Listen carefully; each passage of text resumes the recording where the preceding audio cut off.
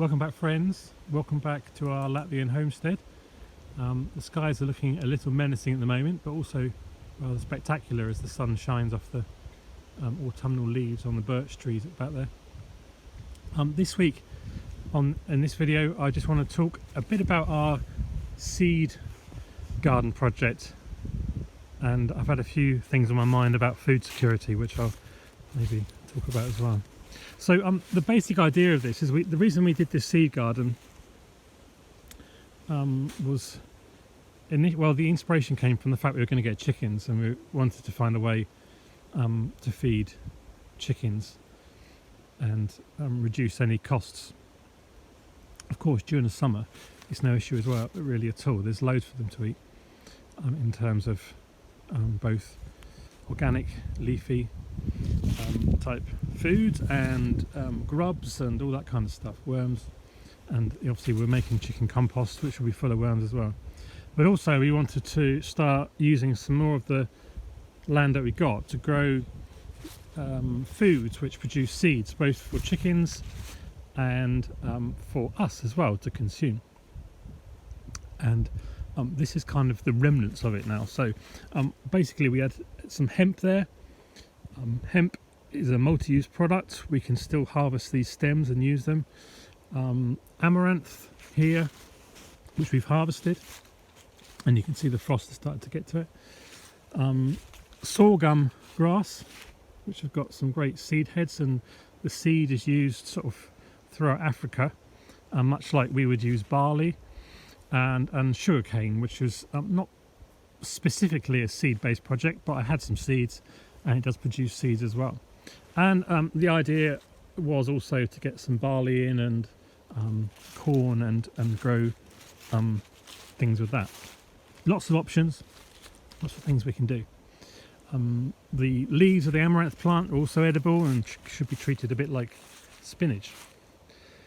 So we've now harvested sorghum seeds, still some, if there's enough time. These are black ones, so you need to wait for them to go black. Like this one is just about ready, nearly. If not, the birds will get them. And in fact, the birds have been feeding on the few hemp seeds that have been left. I'll see if I can get some footage of them popping along, and this looks really nice. From my bedroom window, which is just over behind me, I can see the birds come along and feed all along here on these few seeds that are left. And at the end I'll take you upstairs into the loft where we're drying everything. Amaranth we've already harvested. Now after the winnowing, I've got this bag of amaranth seed which again we can eat.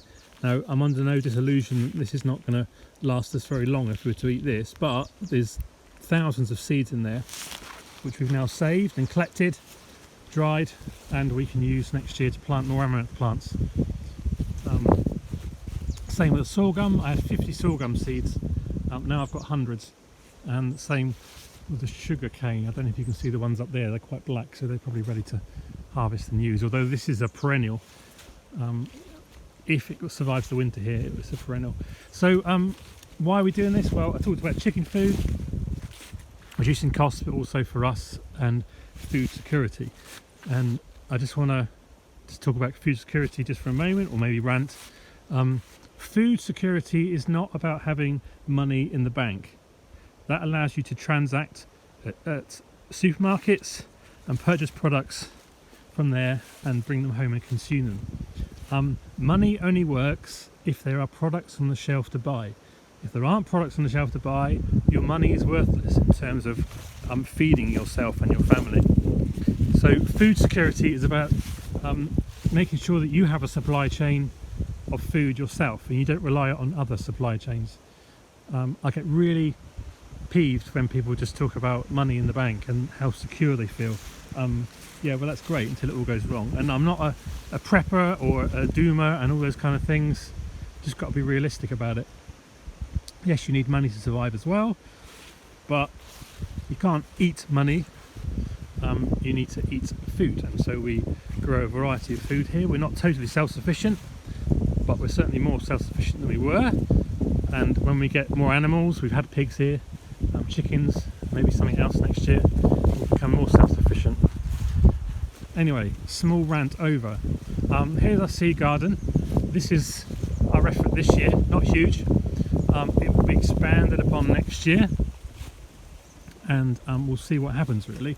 But I'll encourage you to think beyond growing just vegetables, which we've got in our regular garden over there, and you've seen many times, and we've got flowers as well for prettiness and well-being, and now we have seeds as well, which we save for future use and for consumption. So anyway, that's seeds, that's our seed garden, chicken food, food security, self-sufficiency, all those kind of things, and a bit of permaculture thrown in as well.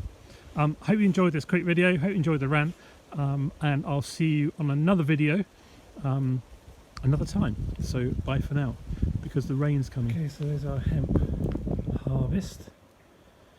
Just dried, and I can see already the light's terrible up here, but you can see seeds are already falling off. If I just rub these, they'll come off, and then we'll collect those and sort them out. And I know they are seeds, but not what we were talking about, but hanging around, again not really good because of the light, are all our bush beans, which are hopefully now, there's some borlotti beans, they're all nice and dry inside, I can feel. But these are fine up here until we take them down and sort them all out. But yeah, so more food security.